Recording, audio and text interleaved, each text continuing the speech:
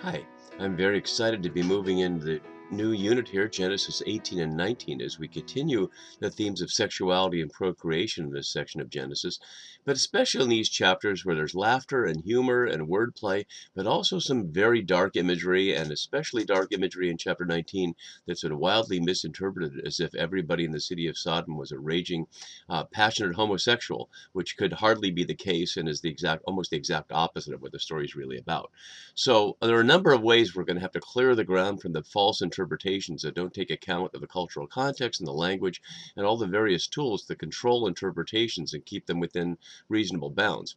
If you've been watching my series throughout or any of the other series, you'll note that I'm not here trying to claim at any level the right answer, but I am trying to explain how to do good interpretation versus bad, which is not to say good means stuff I agree with or you like or I like, but it means good that it follows a series of principles that are used by standard principles by scholars, whether they're Jewish, Christian, Muslim, or atheist. And that's the kind of things I've been using here, where we look at things in their context, both in terms of the cultural context out of which the books were written, as best as we can tell, and the narrative context in which a given story is happening, as well as the specifics of language. And I'm reviewing those here now because it's so important that to attempt to change the view that someone has about a text that you've heard for many years, especially chapter 19, where the misinterpretation is embedded in the English language in the very word sodomite as someone who commits homosexual intercourse. It really is going to take some work to show that I'm not just arbitrarily saying, I don't like that interpretation, here's mine, but why that one is wrong and this one is at least within the range of correct ones. As we also look at that, we're going to see there's a huge number of issues that are raised in these chapters, not just the textual issues that I just named about context and language, but about how the themes in these chapters relate to issues then and now. And I'm not going to cover all of these. We could spend an enormous amount of time on these, but some of the scholarly work I've done to prepare for this recently, as well as over my career, brings up a number of these issues, and especially recently as biblical scholarship has been including more voices from outside the English-speaking world and more women, more people of color. We're getting a wider range of issues raised. So I just want to go over these briefly now, and we'll see how some of them unfold as we go. And they're listed here roughly in the order of their appearance in these two chapters. So first of all is the relationship between these chapters and chapter 17. Most traditional scholars, which would say scholars before the last 30 years or so, have taken as a given that Genesis 17 was a so-called or priestly text. Genesis 18, beginning with Yahweh, as it has here, is a different text from a Yahwist author. More recent scholarship has gotten rid of the idea of Yahwist in favor of the bland non-P, which is simply to say they believe it's not P, but they no longer accept the old Wellhausen Yahwist is from the 10th century Solomonic Enlightenment, an era that was a fantasy in the first place and almost certainly never existed. And so now the question is there a non-P source elsewhere? But that's if you're going to try to find sources. What I want to highlight here is there are a number of elements in the narrative context that link chapter 17 and 18 extremely tightly and suggest that whether they came from different sources originally or not, they've been tightly integrated together into a tight narrative. So we'll look at that as we go. Inside-outside themes, and that's a huge theme thanks to female writers as well as feminist scholarship, and I want to make that distinction. Female writers, I'm just saying writers who identify as female, as opposed to feminist scholarship, which can be written by people of any gender. Obviously, just like anti-racist things can be written by people of any gender. So we'll look at both aspects of that. And within the inside-outside theme are three sub-themes we'll look at. Male and female in the sense of physical spaces typed as male and female, so entrances are female as such to city, house, or bodies, and we'll see a number of ways in which people trying to get into those spaces are acting male, not as men as such, but acting male in the sense of entering into as opposed to being entered. We'll also see it in terms of citizens and strangers and how the Sodomites and Lot see each other. What's he doing in the gateway? We'll look at in chapter 19, and they call him an alien, even though he calls them brothers. So we'll look at the tension there between citizens and strangers on insiders and outsiders. And we'll also look at city versus earth. The question of Abraham out on the earth under the oaks of Mamre, as you see on the left side, and then Lot by the gateway of the city of Sodom. So inside, outside at 3 levels, we'll see. We'll also see the theme of hospitality, and many scholars have suggested this is the primary theme of both chapters, although recent scholarship has debated that. But it certainly is a theme, and one of the elements is the comparison of the hospitality provided by Abraham and Sarah here in the rural environment under the oaks of Mamre versus what Lot can provide in the urban environment of Sodom. We're also going to look here at Yahweh's appearances. This is one of the most artistically rendered passages in Genesis, apart from the binding of Isaac in chapter 22 and the Garden of Eden, of course. But one has to ask, what do artists start with to try to paint this picture of what we see in 18:1? Yahweh appeared to Abraham by the oaks of Mamre. As he sat at the entrance of his tent in the heat of the day, he looked up and saw 3 men. And then in chapter 19, 2 of them are described as angels while Yahweh goes on separately. So we're not only going to have to look at what's going on there, but what about this fact that in this case, Yahweh's appearance is through the mediation of these 3 men or angels or whatever they are. Just in the last chapter, we saw Yahweh and Abraham speaking directly, and we saw it in chapter 15, and we saw it in chapter 12, etc. So why now this different kind of appearance? And are there other examples of that? Key and later in chapter 18 is laughter. Abraham and Sarah's son will be named Yitzhak or Isaac, which is laughter. And then we'll see a series of elements of laughter here. And one of the elements that will connect us back to chapter 17 is the fact that Abraham laughed in chapter 17 and Sarah laughs here. And we'll look at the relationship between those and why Yahweh seems to question Sarah's laughter but didn't question Abraham's laughter. Another classic element of these chapters is the debate, if you will, or the back and forth is more accurate, between Abraham and Yahweh about divine justice and the fate of innocent people, if there are any, in Sodom. And there are a number of issues to look at there. The question of standards of justice in terms of inside the Bible. In other words, is this a different standard of justice that Abraham is, or the authors are putting on Yahweh compared to, say, Ezekiel or the Deuteronomistic history or Leviticus or other standards of justice? Or how about beyond the Bible? How about cultural comparisons of justice in empires around or other neighboring peoples? So those are things that scholars have looked at. Another aspect is, for whom might this passage be directed? Apart from reading the discussion as sort of an abstract question of divine justice, maybe when we try to situate who wrote this passage and when in a certain cultural context, we might find something surprising about why this particular arrangement of victims versus perpetrators of injustice might be placed in this passage. We're also going to see the relationship between Genesis 19 and other stories, and I've conflated 2 here, between that and the flood, and between Genesis 19 and Judges 19. So an intratextual relationship between the destruction of Sodom by fire and brimstone, so to speak. It's not exactly described that, but we'll see, and the flood by water. But also the relationship between Genesis 19 and Judges 19, which has very close language around people surrounding someone's house and seeking to have the visitor come out so they can violently treat them. So we'll see what we can explore about the relationship between those 2. Then angels. We've only seen angels one other time, and that was in chapter 16 when they appeared to Hagar in the wilderness. But what is this thing going on here between men and angels here? And given the fact that there's 3 men here and 2 angels described later, what are we going to make of that? And the artistic images we're going to see right now, and as we look at this chapter 18, assume what any reader must already know, that we find out in chapter 19, that they're angels, even though Abraham doesn't know that right away, and the readers don't know it right away either. All the way down there in chapter 9 is maybe the issue that you thought was the first issue, although it's really not an issue in the text. It's only an issue because of bad interpretations in the 20th century, and that's the issue of homosexuality, which turned the name of the city at issue into a verb and a noun.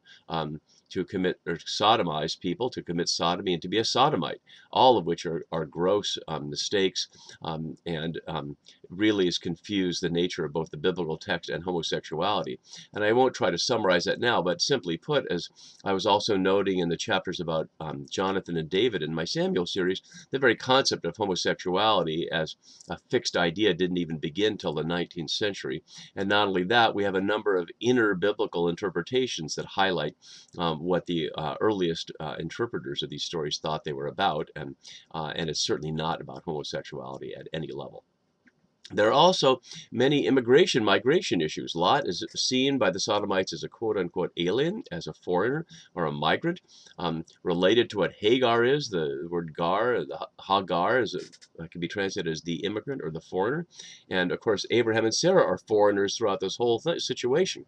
And so the question of their relationship to the Canaanites around them, as well as Lot's relationship to the Sodomites, and the audience's relationship to the Babylonians and to the people in the land after exile. So all those migration issues are also at issue. And then finally, and certainly not least, the combined issues of patriarchy and feminism in many levels, but a couple of examples.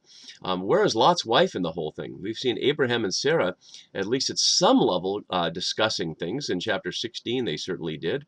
In chapter 17, Yahweh only spoke to Abraham, and that'll come up in our scene here. And so we'll see it a little bit, not in this video probably, but the next one.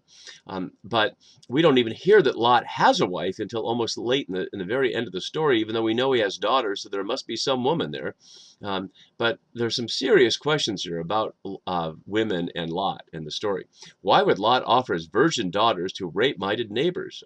Earlier scholarship suggested that hospitality was such a strong virtue that even virgin daughters were less important than strangers, and most modern scholars have said, what a bunch of nonsense that is. I know what father would ever want to offer his virgin daughters to a rapist kind of crowd, and of course that's not what they're about anyway. So not only is it horribly misogynistic, it shows that Lot doesn't even understand what's happening. And then what's with Lot's wife becoming a pillar of salt? What is that telling us about women or about looking back or other issues there?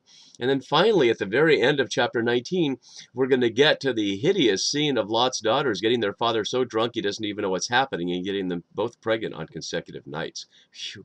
That's a lot of issues, but I hope you find that there's an exciting agenda to be going through in addition to just exploring what this text meant in its own time, which we will. There are just a number of elements in these chapters that resonate into our culture, both undoing the bad things like the homosexual interpretation of chapter 9, but raising some very positive possibilities around hospitality, immigration, gender relations, and so many more. As we begin to look at this, I just want to remind us of the theme of procreation and sexuality that we've been looking at in this chapter. So to see the headline here, caption, you can see the purple ones are about sexuality at some level, and the green ones are about procreation. And we saw the discussion in chapter 17, and now we see elements of that here in 18 and 19, and we'll see more of that as we go. I also provided a chart of inside and outside, also coded toward the places. Today, we're only going to look at the very beginning, but I want to highlight that as we go through this theme is so tightly woven in here in a number of ways. So in terms of inner and outer elements of the tent, Sarah at the tent entrance listening. In terms of city coming in and out, Lot, I guess I mentioned, at the gateway of the city. At the house with the people of Sodom surrounding Lot and the visitors in the house. With Lot and his daughters in the cave. And the very body of Lot and his daughters around the issue of procreation there. So we're going to look at all that as well. And then as we look at our opening scene, I was highlighting this as one of the themes, so I'll jump right into it here. We see this contrast in general, and we'll look at it more specifically when we get to chapter 19, between the hospitality that Abraham calls Sarah to enlist Sarah to help him provide for these visitors, and then the two of the same visitors appear in Sodom, and Lot provides hospitality, but in a very different way. And so we'll see there are a number of ways that those are parallel that we'll need to look at when we get there. And then also, finally, as we've been going through this, the authors use key words to help organize groups of this. So we'll see as we look that here and throughout this whole thing, the Hebrew little particle na, meaning please, is used a number of times, both here at the beginning when Abraham provides hospitality, but we'll see it's also a number of times in Abraham's discussion with Yahweh about the fate of innocent people in Sodom. And it's certainly there with Lot as a visit when the visitors come as well. But it's also with Lot when he's begging for a release from having to live in another city as well. So a lot of begging and pleading, but also a number of other issues that we'll see where keywords like laughter are seen here. Here, though, the other key word is take, which to say the provision of hospitality that's being provided for them. So with all that in mind, I'll leave up these keywords and let's just jump right into our passage. So Yahweh appeared to Abraham by the oaks of Mamre.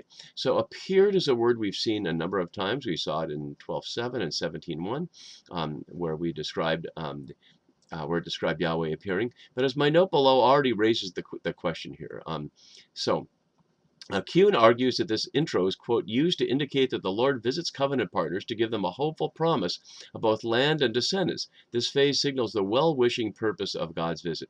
And that might be, but Stein suggests otherwise. He says the verb here would be conventionally be understood to open a speech, which doesn't happen, in contrast to 17:1. And that's what we saw. So the interpretation of what the simple phrase Yahweh appeared would suggest would follow here. And whatever conventions there are, it's not exactly what happens. And so this is the first time we're seeing Abraham, except it's not in the Hebrew or the Septuagint. As Wenham notes, it shows that it is part of a sequence of narratives, which is to highlight that the author here is assuming that we're continuing from chapter 17. And that's the first evidence of that. So we go back here, if we can look and see the continuity. Plain the last named person was Abraham and all the men in his house, and the Lord appeared to him by the oaks of Mamre. So to the extent that this was supposed to be a P text and this is supposed to be a Yahweh's text, plainly they follow directly on each other.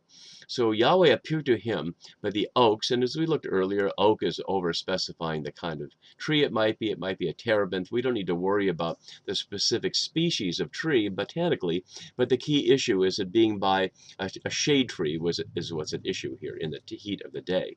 So it's not a palm tree, which would not provide much shade, but in the heat of the day, a shade tree would be considered something special and sacred. People would want to gather under it.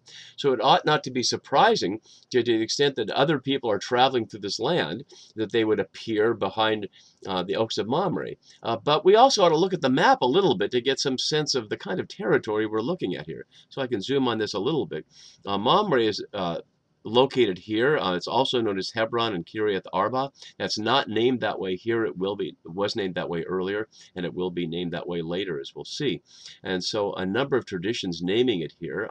But this is dry territory, and why people would be wandering through here is an interesting question. Migrants like Abraham and Sarah, perhaps, but how many of those were there at the time is hard to say. While I have this up, I'll note that scholars have no idea where Sodom and Gomorrah is. A little note here says possible location, but we really don't know. There's no archaeological evidence for Sodom and Gomorrah at all.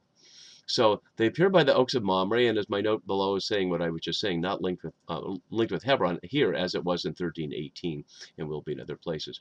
And he sat at the entrance of his tent in the heat of the day. And we'll find out that Sarah's standing in the entrance of the tent. And so he's sitting there, of course, he's resting. But the Midrash has some fun with it. As my note below suggests, that God did not make the old man get up right after his circumcision, but appeared to him while seated. And again, note how that suggests the continuity between chapter 17 and 18. So at the entrance of his tent, curiously not their tent, and we've seen tent a number of times, and in these stories, tent will be contrasted with house as a place of domicile. In the heat of the day, and interestingly, it's not used that many times, as Western notes, times of day are rarely given in the patriarchal narratives, and when they are, it has a function, and certainly that's a key element of the function here. And the heat of the day in this area would be very, very hot. And given that we saw that Abraham is 99 and Sarah is 89, about to be 90 when she has a child very soon, old people in the heat of the day is the first people that are warned when there's the weather report has a warning is beware of vulnerable people who are old. And so yes, they're sitting in the shade in the heat of the day. They obviously don't have any air conditioning, but in a moment they're going to go in a high-speed active motion, and that it's quite a scene as it unfolds. So let's look at a couple more verses, then we'll look at some images of how artists have tried to describe this amazing scene that unfolds here. So, as my note below says, rabbinic texts see Abram leaving the presence of Yahweh to serve the visitors. A Talmudic sage here declares unequivocally that hospitality is so important a value that it is considered even greater than welcoming the very presence of God. Walking towards one's guest is walking toward God, and in that sense, Abraham goes from one form of greeting God to another. A nice interpretation from the Midrash later. So he looked up and saw, literally he lifted up his eyes and saw, and as I do in the key words, I try to provide the body parts that the Hebrew uses to describe things in a way the New Revised Standard doesn't. The Hebrew is much more bodily specific in terms of people's eyes and hands and faces and things, so I want to try to point those out. Why the New RSV makes it abstract rather than concrete like that, I don't know. So he looked up and saw them, and he lifted up his eyes and saw three men. And they're just simply described as three men. And notice the narrator has no relationship narrated between Yahweh appeared and he saw three men. And one of the questions scholars ask, speculatively, because we can't know, is when does Abraham know that these three men are God?